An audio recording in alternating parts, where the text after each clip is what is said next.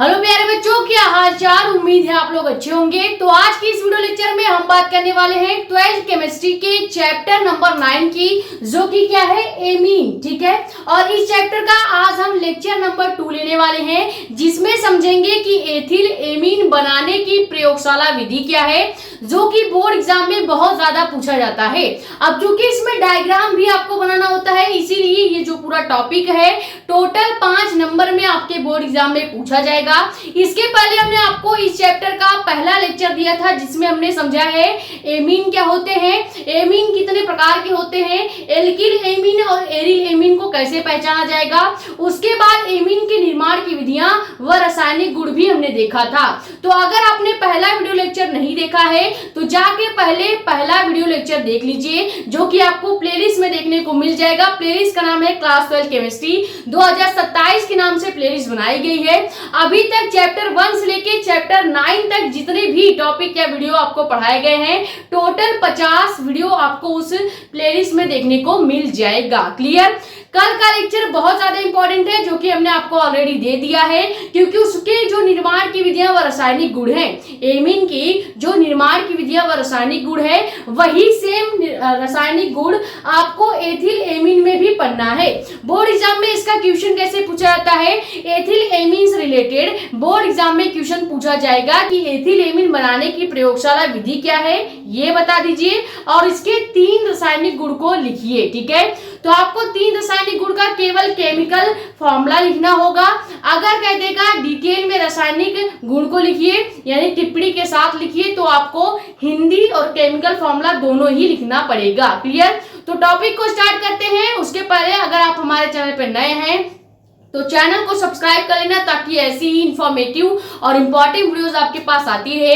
ज्यादा से ज्यादा वीडियो कर दो शेयर, ताकि और भी लोग जुड़ जाएं। बाकी अपने कमेंट्स या डाउट आप यहाँ पे, या हमारा इंस्टाग्राम आईडी भी है मेडिको साक्षी मिश्रा नाम से, वहां पे भी अपने डाउट्स पूछ सकते हैं। ठीक है, सबसे पहले हम डायग्राम को समझेंगे और डायग्राम से ही प्रयोगशाला विधि को लिखेंगे। क्लियर। अगर आपको डायग्राम क्लियर हो जाएगा तो आपको पूरा का पूरा प्रयोगशाला विधि ही क्लियर हो जाएगी। ठीक है, सबसे पहले आप एक साइड कॉर्नर में इस डायग्राम को बनाएंगे और इधर साइड उसकी विधि को लिखेंगे, जो कि अगली स्लाइड में मैं आपको लिखवाऊंगी। ठीक है, अभी पूरा फोकस इस डायग्राम को समझने में कीजिए। अगर आपको डायग्राम समझ में आ जाएगा तो पूरा टॉपिक आपको आसानी से क्लियर हो जाएगा। ठीक है, सबसे पहले हम क्या करते हैं, जब भी हमको एथिल एमीन बनाना होगा तो हम क्या लेंगे, एक गोल पेंदी का फ्लास्क लेंगे।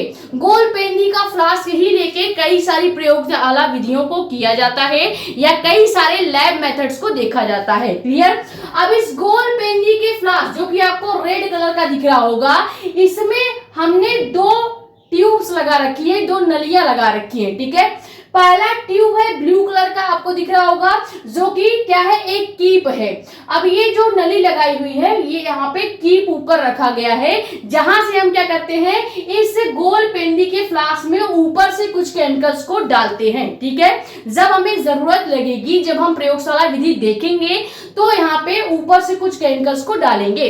अभी बस समझो क्या क्या इक्विपमेंट्स, यानी क्या क्या उपकरण यूज किए गए हैं। पहले एक गोल पेंदी का फ्लास्क यूज किया गया है, इसमें 2 नलियां लगाई गई हैं। पहला है कीप और दूसरा जो नली है, ये केमिकल जो भी बन जाएगा, जो भी केमिकल बनेगा, वो यहाँ से होते हुए यहाँ एडॉप्टर में, यानी ग्राही पात्र में आके कलेक्ट हो जाएगा। क्लियर।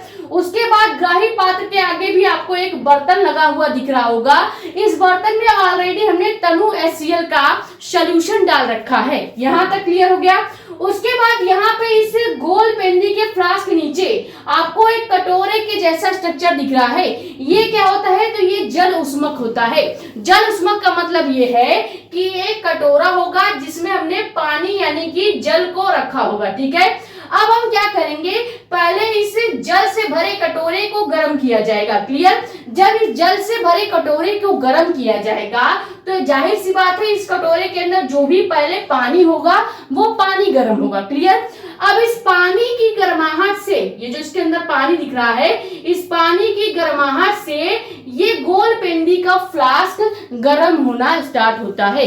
ऐसा इसलिए किया जाता है, अगर आपसे कभी कभी एग्जामिनर, जैसे अगर आप वाइवा में ये डायग्राम बनाएंगे तो एग्जामिनर आपसे पूछेगा कि ये जल ऊष्मक का इस्तेमाल क्यों किया जाता है, तो उसका सीधा सीधा आप जवाब देंगे ताकि ये गोल पेंदी का फ्लास्क जो है वो फूटे नहीं, बचा रहे, इसीलिए हम क्या करते हैं, इस जल ऊष्मक का यूज करते हैं। अब ये गोल पेंदी का फ्लास्क जो होता है ये कांच का बना होता है। अब अगर आप कांच के बर्तन को डायरेक्ट गैस पे रख के देखोगे तो कांच का बर्तन फूट जाएगा। इसीलिए हम क्या करते हैं, केमिकल को गर्म करने के लिए जो भी बर्तन यानी गैस हमने इस्तेमाल करना, बर्नर या गैस इस्तेमाल करते हैं, उस बर्नर या गैस पे हम डायरेक्ट इस कांच के फ्लास्क को नहीं रखते, बल्कि इसको पहले एक जल से भरे कटोरे के ऊपर इस फ्लास्क को रखा जाएगा।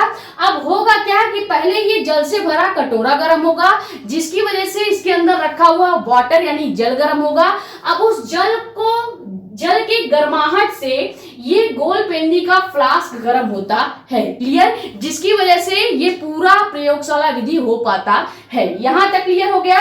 तो इतना उपकरण हमने यहाँ पे इस्तेमाल किया है। अब एथिल एमीन का निर्माण कैसे होता है इसको समझते हैं। जब हमें एथिल एमीन बनाना होगा तो सबसे पहले इस गोल पेंदी के फ्लास्क में हम क्या करेंगे, ब्रोमो प्रोपेनोमाइड का सॉल्यूशन डालेंगे। यानी सबसे पहले ब्रोमीन यानी Br2 और C2H5CONS2 जिसको प्रोपेनोमाइड पढ़ा जाता है। ब्रोमीन और प्रोपेनोमाइड दो केमिकल्स को इस गोल पेंदी के फ्लास्क में डालते हैं। क्लियर? उसके बाद क्या करते हैं, अब यहाँ पे ब्रोमो प्रोपेनोमाइड जो हमने इसके अंदर डाला है, ऊपर से ये कीप हमने लगा रखा है। ठीक है? अब इस कीप का काम क्या है कि इस कीप का काम है कि हमें अगर अलग से कोई भी सॉल्यूशन इस गोल पेंदी के फ्लास्क में डालना होगा तो हम इसका इस्तेमाल करेंगे। ठीक है? अब यहाँ पे हमने इस गोल पेंदी के फ्लास्क में ब्रोमो प्रोपेनोमाइड डाला हुआ है। अगर हम इसी ब्रोमो प्रोपेनोमाइड में 10% KOH यानी कि पोटेशियम हाइड्रोक्साइड का विलयन डाल दें। अभी तक हमने क्या किया है, इस बर्नर को ऑन नहीं किया है, अभी केवल हम पूरा बर्नर बंद है यानी गैस ऑन नहीं हुई है, अभी हम रिएक्शंस नहीं कर रहे हैं। अभी बस हम इस गोल पेंदी के फ्लास्क में ब्रोमो प्रोपेनोमाइड सॉल्यूशन को डालेंगे और ऊपर से कीप से 10% KOH यानी कि पोटेशियम हाइड्रोक्साइड को भी इसके अंदर डाल देंगे। अब ब्रोमो प्रोपेनोमाइड और पोटेशियम हाइड्रोक्साइड ये तीन केमिकल डालने के बाद इस गोल पेंदी के फ्लास्क को हम ऐसे हिलाएंगे और इसको तब तक ऐसे हिलाया जाता है जब तक ब्रोमो प्रोपेनोमाइड जो है और KOH जो है ये पीले कलर विलयन में ना बदल जाए। जब ये हिलाते हिलाते पीले कलर विलयन यानी सॉल्यूशन में बदल जाता है तो हम क्या करते हैं, उस पीले कलर विलयन या सॉल्यूशन में फिर से 50% KOH यानी 50% पोटेशियम हाइड्रोक्साइड और डालेंगे। यहां तक क्लियर हुआ? सबसे पहले हमने गोल पेंदी फ्लास्क में ब्रोमो प्रोपेनोमाइड लिया, उसमें पोटेशियम हाइड्रोक्साइड का सॉल्यूशन लेंगे और इसे हिलाना स्टार्ट करेंगे। क्लियर? जब हम हिलाएंगे तो जाहिर सी बात है कि ये तीनों केमिकल्स मिलेंगे और इनका एक सॉल्यूशन तैयार होगा जो कि होगा पीले रंग का सॉल्यूशन। ठीक है? अब उस पीले रंग के सॉल्यूशन में हम 50% KOH यानी पोटेशियम हाइड्रोक्साइड ऊपर से कीप से और डाल देते हैं। यानी टोटल देखा जाए तो पूरे प्रयोगशाला विधि में 60% पोटेशियम हाइड्रोक्साइड का इस्तेमाल किया जाता है। पहले हम 10% पोटेशियम हाइड्रोक्साइड डालेंगे, फिर 50% और पोटेशियम हाइड्रोक्साइड डाल देंगे। अब जो पीले रंग का सॉल्यूशन इस गोल पेंदी फ्लास्क में है, पीले रंग का जो विलयन यहाँ पे बना हुआ है, उस पीले रंग के विलयन में हम ऐड करेंगे 50% KOH यानी कि 50% पोटेशियम हाइड्रोक्साइड। क्लियर? अब यहाँ पे क्या क्या हो गया, पीले रंग का सॉल्यूशन है और 50% पोटेशियम हाइड्रोक्साइड का विलयन है। क्लियर? अब ये दोनों केमिकल इसके अंदर यानी गोल पेंदी फ्लास्क के अंदर है। अब यहाँ पे हम क्या करेंगे, अभी तक हमने इसको गर्म नहीं किया था। अब जब यहाँ पे पीले रंग का विलयन और 50% पोटेशियम हाइड्रोक्साइड इस गोल पेंदी के फ्लास्क में होगा, अब इसे हम गर्म करना स्टार्ट करेंगे। अभी तक आपको इसको गर्म नहीं करना था। अब यहाँ पे जब गर्म करना स्टार्ट करेंगे तो इसका टेम्परेचर कितना रखना होगा, हम क्या करेंगे, इस बर्नर को तब तक गर्म करेंगे या इस बर्नर को तब तक यहां से ऑन करे रहेंगे जब तक ये गोल पेंदी का जो फ्लास्क है वो 60 से 70 डिग्री, ठीक है, 60 से या 50 से 60 डिग्री, 50 से 60 डिग्री सेल्सियस तक गर्म करेंगे, ठीक है। इतने डिग्री सेल्सियस तक आपको इसको गर्म करना है। 50 से 60 डिग्री भी लिख सकते हैं या 60 से 70 डिग्री सेल्सियस तक आप याद रखिएगा, ठीक है। तो यहाँ पे पीले रंग के सोल्यूशन और 50% पोटेशियम हाइड्रोक्साइड को हम 50 से या कह सकते हैं 60 से 70 डिग्री टेम्परेचर तक गर्म करेंगे। अब जब पीले रंग का सोल्यूशन जिसमें ऑलरेडी ब्रोमोप्रोपेनोमाइड और 50% या कह सकते हैं टोटल देखा जाए तो 60% पोटेशियम हाइड्रोक्साइड का मिश्रण होता है, और ये टोटल मिलने के बाद यानी पीले रंग का मिश्रण और ये 50% पोटेशियम हाइड्रोक्साइड मिलने के बाद क्या होता है, जैसे इसको 60 से 70 डिग्री टेम्परेचर तक गर्म किया जाएगा तो यहाँ पे एथिल एमीन का गैस बन जाएगा, यानी एथिल एमीन का वाष्प बनना स्टार्ट होगा। और ये वाष्प क्यों बनता है, क्योंकि जब इसको हम गर्म करते हैं तो यहाँ पे आसवन की क्रिया होने लगती है, आसवन की प्रक्रिया स्टार्ट हो जाती है, ठीक है। तो जैसे ही आसवन की प्रक्रिया यहाँ पे स्टार्ट होगी तो यहाँ से एथिल एमीन का वाष्प जो है वो यहाँ पे इधर नली से होते हुए ग्राही यानी कि एडाप्टर में आके कलेक्ट हो जाता है, ठीक है। तो यहाँ पे सबसे पहले ग्राही में आके क्या कलेक्ट होगा, एथिल एमीन का गैस। अब एथिल एमीन का गैस जो है वो जिस ग्राही पात्र में आके कलेक्ट होता है वहां पे ऑलरेडी हमने तनु HCl का सोल्यूशन ले रखा है, यानी जो भी एथिल एमीन का गैस बनेगा वो ऑलरेडी तनु HCl के सोल्यूशन में आएगा। अब एथिल एमीन का गैस जो है वो तनु HCl के सोल्यूशन में आने के बाद HCl के साथ क्रिया करेगा, तो जाहिर सी बात है कि जो भी एथिल एमीन होगा, जो भी एथिल एमीन होगा या एथिल एमीन का गैस होगा ये रिएक्ट होगा HCl से, ये क्रिया करेगा HCl से, और HCl से क्रिया करने के बाद एथिल एमीन का गैस जो है वो एथिल एमीन हाइड्रोक्साइड में कन्वर्ट हो जाएगा, या सॉरी हाइड्रोक्लोराइड में कन्वर्ट हो जाएगा, हाइड्रोक्लोराइड में कन्वर्ट हो जाएगा। यानी अब हमारे पास क्या बन गया है, जैसे ही एथिल एमीन का गैस इस गोल पेंदी के फ्लास्क से निकल के इस कलेक्टर में यानी ग्राही पात्र में आएगा तो यहाँ पे तनु HCl पहले से प्रेजेंट है। अब एथिल एमीन तनु HCl से क्रिया करके एथिल एमीन हाइड्रोक्साइड बनाएगा। अब ये एथिल एमीन हाइड्रोक्साइड जो है, अब यहाँ पे ये एथिल एमीन हाइड्रोक्साइड जो पाया जा रहा है इसमें अभी HCl यानी कि हाइड्रोक्लोराइड, ठीक है, हाइड्रोक्साइड नहीं बल्कि हाइड्रोक्लोराइड, ठीक है। अब इसके अंदर हाइड्रोक्लोराइड की अशुद्धियां पाई जा रही हैं, हमें चाहिए pure ethyl amine. Pure ethyl amine बनाने के लिए क्या करेंगे, जो भी एथिल एमीन हाइड्रोक्लोराइड होगा इसको एक बार पोटेशियम हाइड्रोक्साइड से क्रिया करवा देंगे यानी रिएक्शन करवा देंगे। अब जैसे ही ethyl amine hydrochloride potassium hydroxide से क्रिया करेगा तो यहाँ पे क्या बन जाएगा, यहाँ पे शुद्ध एथिल एमीन बन जाएगा। ये बात आपको क्लियर हुई या नहीं, बस इतना ही डायग्राम में आपको करना है। बहुत ही ज्यादा डिटेल में समझाने की वजह से शायद ये आपको थोड़ा सा डिफिकल्ट लग रहा होगा, लेकिन उतना ज्यादा डिफिकल्ट नहीं है। हम एक बार फिर से समझा देते हैं। सबसे पहले हम क्या करेंगे, जब भी एथिल एमीन बनाना होगा एक गोल पेंदी का फ्लास्क लेंगे, उसमें ब्रोमोप्रोपेनोमाइड का सोल्यूशन डालेंगे और ऊपर से पहले 10% KOH यानी पोटेशियम हाइड्रोक्साइड का विलयन इस ब्रोमोप्रोपेनोमाइड में डालेंगे। क्लियर। अब 10% पोटेशियम हाइड्रोक्साइड जो है वो ब्रोमोप्रोपेनोमाइड से रिएक्शन करेगा और यहाँ पे पीले रंग का सोल्यूशन प्राप्त होगा। ठीक है। अब पीले रंग का जो भी सोल्यूशन बनेगा उसको हम क्या करेंगे, उसके अंदर फिर से 50% पोटेशियम हाइड्रोक्साइड को और मिला देंगे। तो पीले रंग का सोल्यूशन और 50% पोटेशियम हाइड्रोक्साइड ये दोनों एक साथ जब गर्म किए जाएंगे 60 से 70 डिग्री सेल्सियस तक, तो यहाँ पे एथिल एमीन का गैस बन जाएगा। तो यहां से इस पाइप से होते हुए एथिल एमीन का गैस जो है वो इस ग्राही पात्र में आ जाएगा।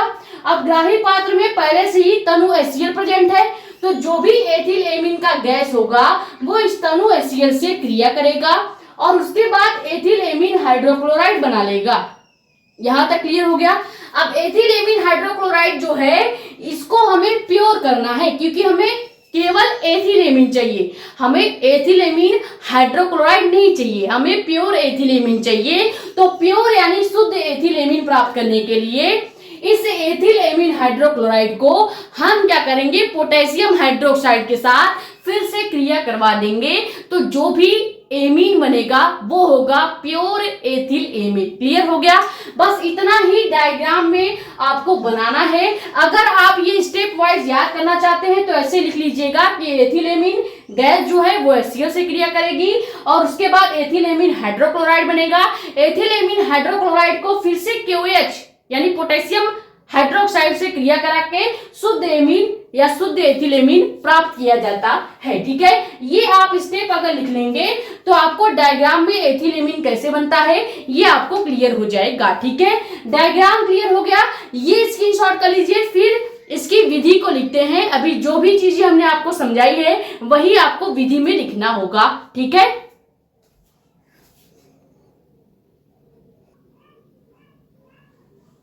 तो अब आप विधि में क्या लिखेंगे, अभी जो चीजें हमने आपको डायग्राम में समझाया है वही आपको विधि के अंदर लिखना होता है। ठीक है, यहाँ पे आपको डायग्राम बनाना होगा जैसे हमने बनाया था और इधर साइड आपको विधि लिखनी है। ठीक है, विधि में क्या लिखेंगे सर्वप्रथम एक गोल पेंदी के फ्लास्क में प्रोपेनामाइड और ब्रोमीन लेकर ठंडा करते हैं। यानी पहले इसको गर्म नहीं करेंगे, बस गोल पेंदी का फ्लास्क लेंगे, उसमें प्रोपेनोमाइड और ब्रोमीन लेकर इसे ठंडा करेंगे। क्लियर। फिर क्या लिखेंगे, फिर इसमें 10% KOH यानी कि 10% पोटेशियम हाइड्रोक्साइड का विलयन मिलाते हैं। ठीक है, और मिश्रण को तब तक हिलाएंगे जब तक कि ब्रोमो प्रोपेनोमाइड जो है इसके कारण पीले रंग का विलयन न प्राप्त हो जाए। ठीक है, यानी पहले ब्रोमो प्रोपेनोमाइड और ब्रोमीन और प्रोपेनोमाइड इन दोनों को लेते हैं और इसमें 10% पोटेशियम हाइड्रोक्साइड का विलयन मिलाते हैं और इसको तब तक हिलाते हैं, इस सोल्यूशन को तब तक हिलाएंगे जब तक पीले रंग का विलयन ना बन जाए। ठीक है, अब जैसे ही पीले रंग का सोल्यूशन बन जाएगा तो अब हम क्या करेंगे, इसमें 50% KOH का विलयन कीप से डालकर जल ऊष्मक पर 60 से 70 डिग्री टेम्परेचर तक इसको गर्म करेंगे। ठीक है, तो जब ये जल ऊष्मक पर 60 से 70 डिग्री टेम्परेचर तक गर्म होगा तो यहाँ पे क्या बन जाएगा, एथिल एमीन का गैस बन जाएगा। ठीक है, अब इस एथिल एमीन का जो गैस होगा ये कहाँ पहुंचेगा, उस ग्राही पात्र में पहुंचेगा जहां पे ऑलरेडी तनु HCl प्रेजेंट है। अब एथिल एमीन का गैस जो है वो ग्राही में रखे तनु HCl से क्रिया करके एथिल एमीन हाइड्रोक्लोराइड का विलयन बना देती है। अब एथिल एमीन हाइड्रोक्लोराइड का जो विलयन है ये शुद्ध एथिल एमीन नहीं है, तो शुद्ध एथिल एमीन प्राप्त करने के लिए हम क्या करेंगे, इस एथिल एमीन हाइड्रोक्लोराइड के विलयन को हम क्या करते हैं, तनु KOH यानी कि जो कॉन्क होगा, कॉन्क पोटेशियम हाइड्रोक्साइड विलयन से फिर से क्रिया करवा देंगे तो शुद्ध एथिल एमीन प्राप्त हो जाएगा। यही हमने आपको डायग्राम में भी समझाया था और यही डॉक्यूमेंट्स या कह सकते हैं यही इंफॉर्मेशन आपको विधि के अंदर भी लिखनी होगी। क्लियर, ये आप लिख लीजिए या स्क्रीनशॉट कर लीजिए। फिर उसके बाद हम समझते हैं कि क्या ऐसा रिएक्शन होता है कि प्रयोगशाला विधि में एथिल एमीन का निर्माण होता है, यानी कि लैब में जो भी हमने अभी प्रयोगशाला विधि देखा है उसके अंदर कौन सा रिएक्शन होता है जिसकी मदद से एथिल एमीन का निर्माण होता है, वो रिएक्शन आपको इस विधि के नीचे लिखना होगा। ठीक है,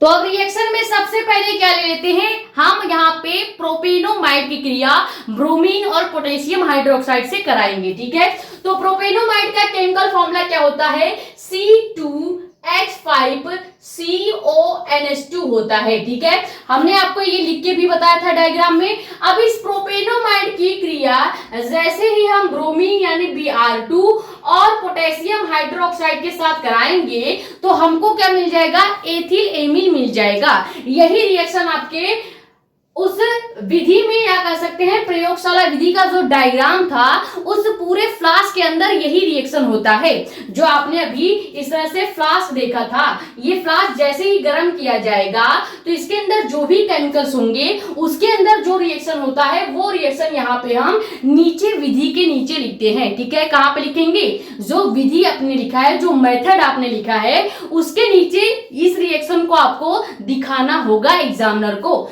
उससे क्या होगा, इससे एग्जामिनर के ऊपर ये इंपैक्ट पड़ेगा कि बच्चे को एथिल एमीन बनाने की प्रयोगशाला विधि भी आती है और उसको ये भी पता है कि किस रिएक्शन की मदद से एथिल एमीन का निर्माण हो रहा है। ठीक है, तो ये हमने क्या लिया है, प्रोपेनोमाइड ले लिया है और ये आपका ब्रोमीन है। ठीक है, ब्रोमीन है और KOH आपको पता ही है पोटेशियम हाइड्रोक्साइड होता है। जैसे ही ये तीनों आपस में रिएक्ट करेंगे तो पहला जो कंपाउंड बनेगा वो एथिल एमीन यानी C2H5NH2 बन जाएगा। कैसे बना है, यहां से हम एथिल ग्रुप ले लेंगे जो कि पॉजिटिव होता है और ये यहां से NH2 ले लेंगे जो कि निगेटिव होता है। क्लियर, तो यहाँ पे C2H5NH2 आपस में जुड़ जाएंगे यानी एथिल एमीन बन जाएगा। और उसके बाद सेकेंड कंपाउंड क्या बनेगा, सेकेंड कंपाउंड यहाँ पे देखो पोटेशियम है जो कि प्लस में होगा और Br है जो कि माइनस में होगा। तो पोटेशियम Br से जुड़ जाएगा यानी KBr यहाँ पे बन जाएगा। उसके बाद अभी हमारे पास एक Br और बचा है और यहाँ पे OH बचा है। तो लास्ट में हम क्या करेंगे, यहाँ से OH का जो है कॉम्बिनेशन बना देंगे H2O का। ठीक है, या कह सकते हैं एक और कंपाउंड बनेगा यहाँ पे K2CO3। ठीक है, K2CO3 बन जाएगा और सबसे लास्ट में H2O भी निकल जाएगा। ये आपको समझ में आया। अभी ये पूरा रिएक्शन बैलेंस नहीं है, इसको बैलेंस करने के लिए क्या करेंगे, ये जो पोटेशियम हाइड्रोक्साइड है अगर यहां से हम 4 का गुणा कर दें तो यहाँ पे जो भी पोटेशियम और ऑक्सीजन है और हाइड्रोजन है ये सब बैलेंस करने के लिए हमें यहाँ पर जो KBr है इसके साथ 2 से गुणा करना पड़ेगा और H2O में भी 2 से गुणा करना पड़ेगा। तो सबसे पहले हम क्या करेंगे, KOH के आगे 4 से गुणा कर देंगे। ठीक है, कितने से, यहाँ पे KOH के आगे यानी पोटेशियम हाइड्रोक्साइड के आगे 4 से गुणा करेंगे। अब 4 से गुणा करने का मतलब ये है कि यहाँ पे 4 पोटेशियम है, 4 ऑक्सीजन है और 4 हाइड्रोजन है। क्लियर, लेकिन यहाँ पे देखा जाए तो 2 1 3 ही हाइड्रोजन है, सॉरी 3 ही पोटेशियम है। तो पोटेशियम बैलेंस करने के लिए यहाँ KBr के आगे हम 2 से गुणा कर देंगे। तो यहाँ पे 2 पोटेशियम हो गया और 2 यहाँ पे हो गया यानी 4 पोटेशियम इधर भी है और 4 पोटेशियम इधर भी है। क्लियर हो गया। अब ऑक्सीजन को बैलेंस करना है। ऑक्सीजन यहाँ पे पहले से ही 1 प्रेजेंट है और यहाँ पे 3 प्रेजेंट है। ठीक है, तो 3 1 4 ऑक्सीजन यहाँ पे है, या इसको और बैलेंस करेंगे तो यहाँ पे 2 से गुणा कर देंगे। अब इसका हाइड्रोजन जो है वो बैलेंस हो जाएगा। ऑक्सीजन पहले से ही बैलेंस है, देखो 3 ऑक्सीजन यहाँ पे CO3 के पास है और 1 ऑक्सीजन वाटर मॉलिक्यूल के पास है यानी कि 4 ऑक्सीजन इधर भी और 4 ऑक्सीजन इधर भी है। अब हमें हाइड्रोजन बैलेंस करना है। हाइड्रोजन ध्यान से देखिएगा, यहाँ पे 2 हाइड्रोजन पहले से है और यहाँ पे 4 टोटल हाइड्रोजन है। तो अगर हमको और 2 हाइड्रोजन की जरूरत है तो हम क्या करेंगे, इस H2O के आगे 2 से गुणा कर देंगे। अब ध्यान से देखा जाए तो पोटेशियम भी बैलेंस हो गया, 4 इधर और 4 इधर। ऑक्सीजन पहले से बैलेंस था, हाइड्रोजन बैलेंस करना था इसलिए हमने H2O के आगे भी 2 से गुणा कर दिया है। इस तरह से आप किसी भी केमिकल रिएक्शन को बैलेंस कर सकते हैं। बस आपको गिनना होगा कितना हाइड्रोजन ऑक्सीजन इधर है और कितना हाइड्रोजन ऑक्सीजन पोटेशियम इधर के साइड है। ठीक है, ये पहला कंपाउंड जो बना है यही आपका मेन कंपाउंड हो जाएगा जिसका नाम है एथिल एमीन। क्लियर हो गया। ये इतना ही रिएक्शन आपको विधि यानी मेथड के नीचे लिखना है। ये समझ में आ गया। ये जो पूरा रिएक्शन है इस रिएक्शन का ही नाम होता है हाफमान ब्रोमाइड अभिक्रिया। ब्रोमाइड अभिक्रिया ये हमने आपको कल के लेक्चर में भी कराया था, जो कि आपको एमीन का लेक्चर हमने दिया है। इसीलिए हमने पहले बोल दिया है कि एमीन का जो लेक्चर है वो देख लीजिएगा, क्योंकि वो बहुत ही ज्यादा इंपॉर्टेंट है। ये समझ में आ गया। तो हमने अभी तक क्या क्या समझा? हमने सबसे पहले देखा एथिल एमीन बनाने की प्रयोगशाला विधि का डायग्राम क्या होता है, और उसके बाद उसकी विधि क्या आपको लिखनी है वो देख लिया है, और उस डायग्राम के अंदर कौन सा केमिकल रिएक्शन होता है वो भी हमने यहाँ पे देख लिया है। ठीक है, ये स्क्रीनशॉट कीजिए। फिर समझते हैं एथिल एमीन का जो केमिकल प्रॉपर्टी होता है वो। ठीक है, ज्यादातर 3 केमिकल प्रॉपर्टी आपसे पूछा जाएगा, तो हम भी आपको 3 केमिकल प्रॉपर्टी ही बताएंगे।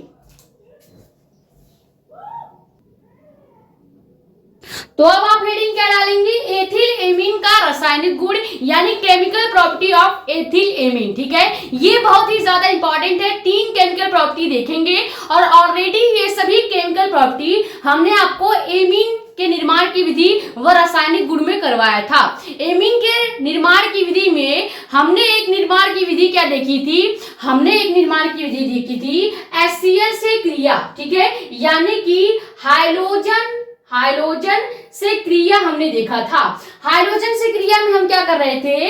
इस हाइड्रोजन की क्रिया हम एथिल एमीन यानी C2H5NH2 से कर रहे थे। जैसे ही ये इसके साथ रिएक्ट हो रहा था तो यहाँ पे क्या बन रहा था? ये हाइड्रोजन NH2 से मिल जाएगा तो NH3 बन जाता था, और ये Cl जो है C2H5 से मिल जाता था।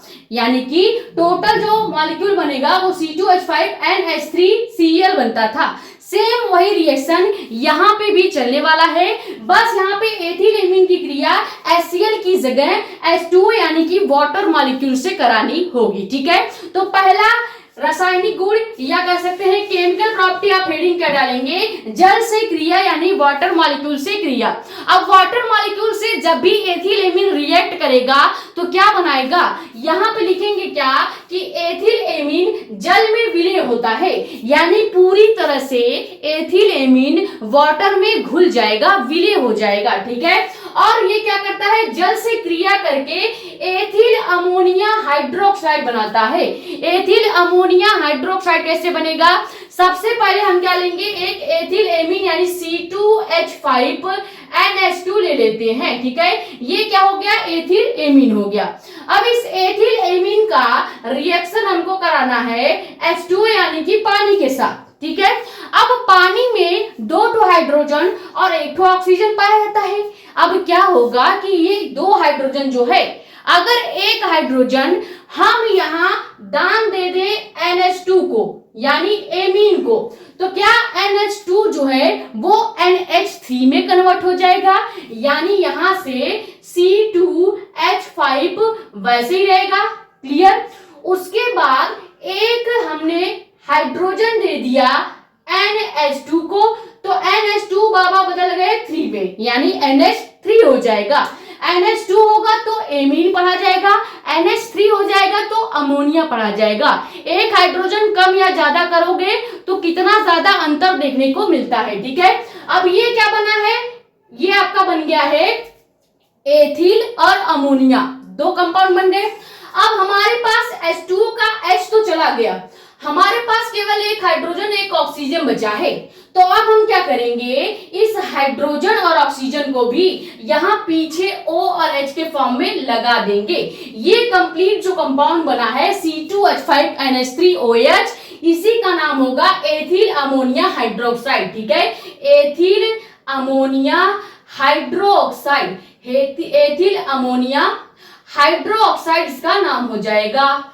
ये आपका कंप्लीट रिएक्शन हो गया है। ठीक है, पहले बना एथिल यानी C2H5, फिर बना अमोनिया यानी NH3, और हाइड्रोक्साइड का मतलब है OH ग्रुप। ठीक है, कहीं पे भी OH दिखेगा तो इसको या तो अल्कोहल पढ़ेंगे या तो हाइड्रोक्साइड पढ़ेंगे। और ये आपका क्या है? तो ये आपका एथिल एमीन हमने लिया था। ये समझ में आया या नहीं? जब भी एथिल एमीन वाटर मॉलिक्यूल से क्रिया करेगा तो पहला और मेन कंपाउंड बन जाता है एथिल अमोनिया हाइड्रोक्साइड। क्लियर हो गया?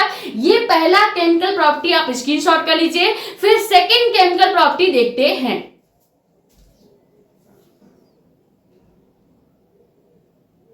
तो सेकेंड केमिकल प्रॉपर्टी आप हेडिंग क्या डालेंगे, नाइट्रिक अम्ल से क्रिया।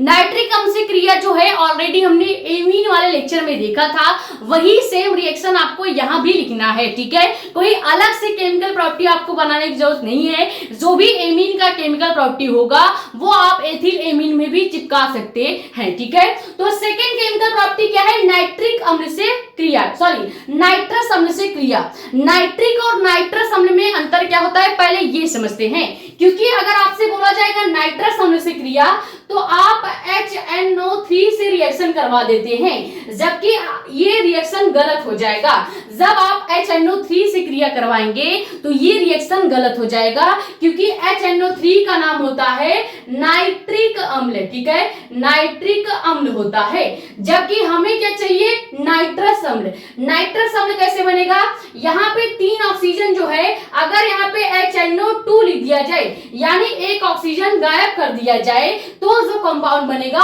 उसी का नाम होगा नाइट्रस अम्ल, ठीक है। यानी कि इस रिएक्शन में हमें HNO3 से रिएक्शन नहीं करवाना है, बल्कि हमें HNO2 से रिएक्शन करवाना है, ठीक है। तो यहां से आपको कंफ्यूजन नहीं होना चाहिए कि नाइट्रिक अम्ल क्या होता है और नाइट्रस अम्ल क्या होता है, ठीक है। ये क्लियर हो गया। अब हम क्या करेंगे, फिर से एथिल एमीन लेंगे। एथिल एमीन की प्रयोगशाला विधि देखिए हमने, यानी एथिल एमीन को बनाया गया है। अब एथिल एमीन का ही अलग अलग केमिकल से रिएक्शन करवा के हम इसकी केमिकल प्रॉपर्टी देखते हैं। तो अब की बार हम एथिल एमीन को नाइट्रस अम्ल यानी HNO3 के साथ रिएक्ट करवाएंगे, तो जो कंपाउंड बनेगा वो क्या होगा, एथिल अल्कोहल बनेगा और वाटर मॉलिक्यूल बनेगा। और एक और कंपाउंड बनता है जो कि नाइट्रोजन होता है, लेकिन आपको केवल एथिल अल्कोहल व वाटर मॉलिक्यूल बनता है यही लिखना है, ठीक है। अब रिएक्शन करते हैं। हमको क्या करना है, एथिल एमीन लेना है यानी C2H5NH2 लेना है। अब तो आपको एथिल एमीन लिखते लिखते ये याद होना चाहिए, क्योंकि बहुत ही आसान इसका केमिकल जो है केमिकल फॉर्मूला है, ठीक है। तो ये क्या हो गया, एथिल एमीन हो गया। एथिल एमीन की क्रिया हम किससे करवा रहे हैं, HNO3 यानी कि नाइट्रस अम्ल से, ठीक है, नाइट्रस अम्ल से। जैसे ही एथिल एमीन नाइट्रस अम्ल से क्रिया करेगा तो यहाँ पे ध्यान से देखिएगा, 2 ऑक्सीजन है, 1 हाइड्रोजन है। अगर 1 ऑक्सीजन और 1 हाइड्रोजन हम यहाँ पे C2H5 के पास भेज दें तो क्या C2H5OH बन जाएगा, यहाँ पे क्या बन जाएगा, C2H5 वैसे ही रहेगा। यहां से 1 ऑक्सीजन हमने भेजा है तो 1 ऑक्सीजन लिख देंगे, 1 हाइड्रोजन हमने भेजा है तो 1 हाइड्रोजन लिख देंगे।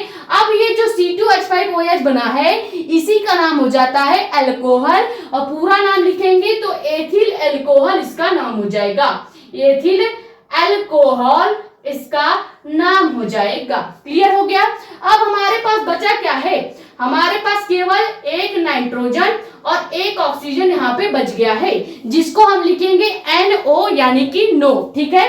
अब यहाँ पे क्या बचा है, 2 हाइड्रोजन और 1 नाइट्रोजन बचा है। क्लियर। तो यहाँ का नाइट्रोजन और यहाँ का नाइट्रोजन अगर हम ले लें तो क्या यहाँ पे N2 गैस भी बाहर निकल जाएगी, यानी नाइट्रोजन गैस भी बाहर निकल जाएगा। अब हमारे पास केवल यहाँ पे H2 बचा है और यहाँ पे 1 ऑक्सीजन बचा है, तो H2 और ऑक्सीजन मिलके क्या बनाएंगे, H2O यानी कि वाटर मॉलिक्यूल भी बना देंगे। ये पूरा केमिकल रिएक्शन हो गया है, ठीक है। हमने क्या किया, एथिल एमीन की क्रिया नाइट्रस अम्ल से कराई है। एथिल एमीन नाइट्रस अम्ल से रिएक्ट होके एथिल अल्कोहल, नाइट्रोजन गैस और वाटर मॉलिक्यूल बनाता है। क्लियर। ये स्क्रीन को शॉर्ट कीजिए, फिर आखिरी केमिकल प्रॉपर्टी देखते हैं और इसी के साथ आपका चैप्टर 9 का जो पूरा टॉपिक है वो खत्म हो जाएगा। बस कल आपको एक और लेक्चर देना होगा जिसमें इस चैप्टर के 3 इंपॉर्टेंट नेम रिएक्शन है, वो तीनों इंपॉर्टेंट नेम रिएक्शन एक ही वीडियो में कवर कराई जाएगी, ठीक है। तीसरा और आखिरी केमिकल प्रॉपर्टी क्या है, क्लोरोफॉर्म व KOH यानी पोटेशियम हाइड्रोक्साइड से क्रिया, ठीक है।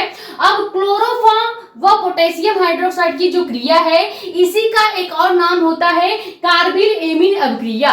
कार्बिल एमीन अभिक्रिया जो है ये बोर्ड एग्जाम में 2024 का जो पेपर था उस पेपर में 4 सेट में देखने को मिला था। टोटल 7 सेट यानी 7 पेपर बनते हैं, जिसमें से 4 पेपर में कार्बिल एमीन रिएक्शन जो है वो देखने को मिला था। तो ये बहुत ही ज्यादा इंपॉर्टेंट नेम रिएक्शन में पूछा जाता है।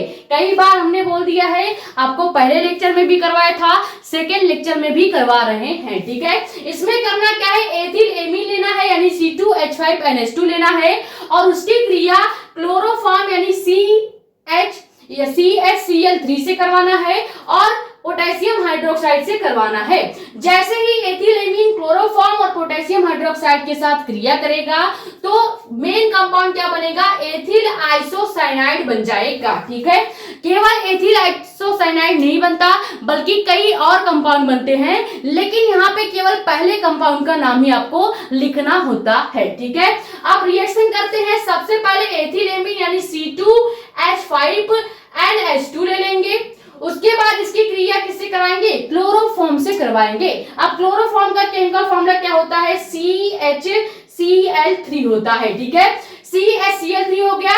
इसका रिएक्शन आप किससे करवाएंगे, KOH से यानी कि पोटेशियम हाइड्रोक्साइड से करवाएंगे। यानी ये तीनों केमिकल पोटेशियम हाइड्रोक्साइड, क्लोरोफॉर्म और एथिल एमीन तीनों एक साथ रिएक्ट होकर क्या बनाएंगे, एथिल आइसोसाइनाइड बनाएंगे। एथिल आइसोसाइनाइड कैसे बनेगा, यहां से एथिल ग्रुप यानी C2H5 ले लेंगे।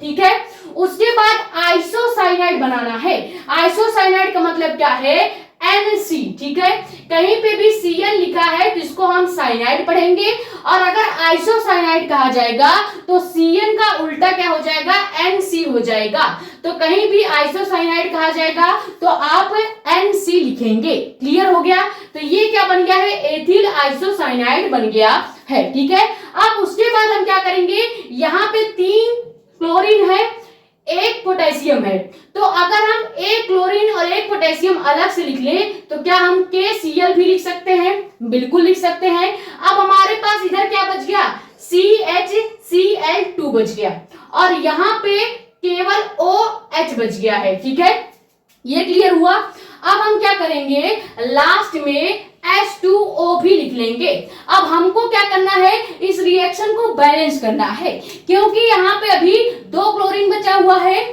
ठीक है, 1 हाइड्रोजन और ऑक्सीजन यहाँ पे हमने यूज कर लिया है, इधर का 1 हाइड्रोजन यूज कर लिया है, तो टोटल देखा जाए तो केवल 1 कार्बन और 2 क्लोरीन बच गया है, यानी CCl2 बचा है। तो CCl2 को बैलेंस करने के लिए इस KCl के आगे हम क्या करेंगे, 3 से गुणा कर देंगे। जैसे ही KCl के आगे 3 से गुणा किया जाएगा तो क्लोरीन यहाँ भी 3 हो जाएगा और क्लोरीन यहाँ भी 3 पहले से ही प्रेजेंट है। ठीक है, उसके बाद H2O के आगे हम क्या कर देंगे, 3 से गुणा कर देंगे। H2O के आगे 3 से गुणा करने के बाद क्या होगा, जो भी हाइड्रोजन या ऑक्सीजन है वो पूरी तरह बैलेंस हो जाएगा। ठीक है, उसके बाद हम क्या करेंगे, इस पोटेशियम हाइड्रोक्साइड के आगे 3 से गुणा कर देंगे। अब ध्यान से देखा जाए तो पोटेशियम भी बैलेंस है, क्लोरीन भी बैलेंस है, हाइड्रोजन भी बैलेंस है और ऑक्सीजन भी बैलेंस है। ठीक है, आप चाहें तो दोनों साइड पोटेशियम, ऑक्सीजन और हाइड्रोजन को गिन सकते हैं। ठीक है, ये क्लियर हो गया। हमने एथिल एमीन लिया है, इसका नाम लिख लीजिएगा। उसके बाद CHCl3 क्या है, तो क्लोरोफॉर्म है। उसके बाद पोटेशियम हाइड्रोक्साइड है। इन तीनों को जब भी रिएक्ट किया जाएगा तो मेन कंपाउंड एथिल आइसोसाइनाइड बनेगा, सेकेंड कंपाउंड पोटेशियम क्लोराइड बनेगा और थर्ड कंपाउंड क्या बनेगा, वाटर मॉलिक्यूल बन जाता है। ठीक है, और इसी रिएक्शन को कार्बिल एमीन अभिक्रिया भी कहा जाएगा। ये हो गया टोटल कंप्लीट लेक्चर, जिसमें हमने सबसे पहले एथिल एमीन की प्रयोगशाला विधि को देखा, उसके मेथड को देखा, उसमें कौन सा रिएक्शन होता है ये देखा और सबसे लास्ट में इसकी केमिकल प्रॉपर्टी को देखा है। ठीक है, आई होप ये वीडियो लेक्चर आपके लिए हेल्पफुल रहा होगा। अगर वीडियो पसंद आई है तो वीडियो को जरूर लाइक कीजिएगा, क्योंकि बहुत ज्यादा मेहनत लगती है किसी भी एक टॉपिक या कॉन्सेप्ट को आपको डिटेल में समझाने में। ठीक है, और नए हो तो चैनल को सब्सक्राइब कर लेना, ताकि ऐसी ही इंफॉर्मेटिव और इंपॉर्टेंट वीडियोस आपके पास आती रहे। ज्यादा से ज्यादा वीडियो कर दो शेयर, ताकि और भी लोग जुड़ जाए। बाकी अपने कमेंट चैट आउट आप यहाँ पे या हमारा इंस्टाग्राम आईडी भी है मेडिको एस्पायर साक्षी मिश्रा नाम से, वहां पे भी अपने डाउट्स पूछ सकते हैं। ठीक है, आज इस चैप्टर का जितना भी टॉपिक था वो कवर हो गया है। बस आपको इसके टोटल जितने भी नेम रिएक्शंस है वो करवाना है, उसके बाद चैप्टर 9 आपका खत्म हो जाएगा टोटल 3 लेक्चर में। ठीक है, ये स्क्रीनशॉट कर लीजिए। मिलते हैं कल के वीडियो लेक्चर में। Thank you so much.